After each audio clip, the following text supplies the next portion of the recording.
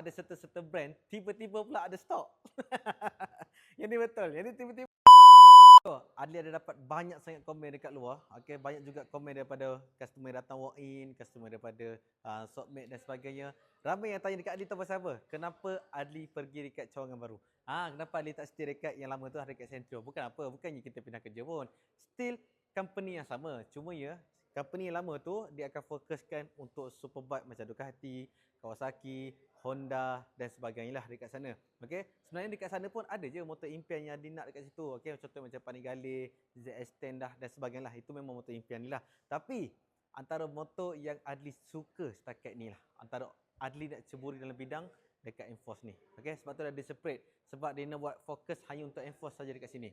Sebenarnya distance antara sana dengan sini dalam 3 minit ke 4 minit je, tak jauh pun. Okay? So kalau ada customer Adli beli SPK dekat sana ke, Adli boleh pergi sana je. Kalau customer Adli pergi Enforce, kita pergi kat sini lah. Tapi Adli memang bertapak dekat Enforce dekat Icon ni. Okay? So kita sekarang ni dipanggil sebagai Enforce Smart Shop dekat Icon.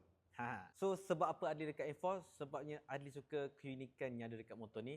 Contohnya macam features dia, tambah pula dengan aksesori dan juga dengan harga pula mampu milik. Okay, at least kalau kita tengok atas jalan tu nampaklah sikit motor ni berbeza antara model yang lain kan. Tak adalah kita tengok model yang sama je atas jalan, betul tak?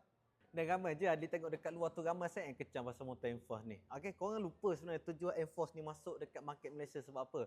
Sebenarnya Enforce ni masuk dalam market Malaysia, dia nak bagi orang macam V40 macam Adli ni, macam kita ni, nak merasa sisi besar, nak merasa features banyak. Lepas tu dengan harga pula mampu milik. Kadang-kadang setiap motor tu ada pula penuh dengan aksesori. Nampak? Berbaloi tak dengan orang yang membeli tu? Contohlah macam model adventure dengan model cruiser ni. Okay? Tengok dia punya feature dia, tengok dia punya design macam mana. Sisi dia pula macam mana. Okay? Tapi harga dia memang mampu milik guys. Okay? Macam ADX STG ni. Harga dia baru 29,888 saja. Okay? So, kalau macam ni dekat brand lain takkan dapat dia bawah 35,000 ni. Confirm 50,000 ke atas punya. Nampak tak? Adli bukan nak kecam model lain. Sebab apa? Model dengan brand lain ni pun Adli pun ada jual juga. So tak ada masalah pun. Cuma yang Adli nak cakap mengikut kepada kesesuaian korang dan mengikut kepada bajet korang. Okay, tengok yang mana satu yang berbaloi lah.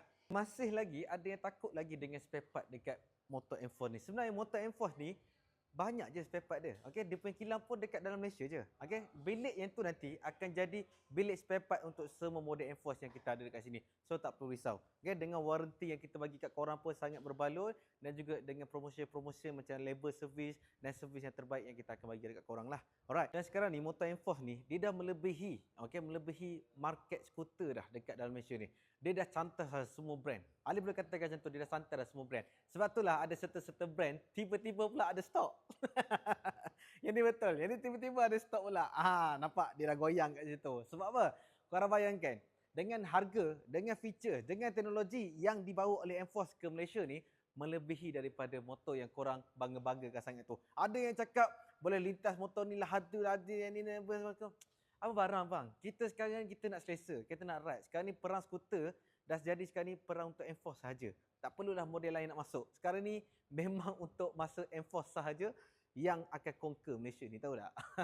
So tak perlu kisah pasal apa pun. Kalau korang rasa berbaloi untuk beli, korang silakan. Kalau korang rasa nak brand lain, tak ada masalah. Adli pun ada stok juga. Okay, kalau korang berminat dengan model motor yang ditunjukkan ni ataupun model lain, korang boleh PM terus Adli dekat sini saja.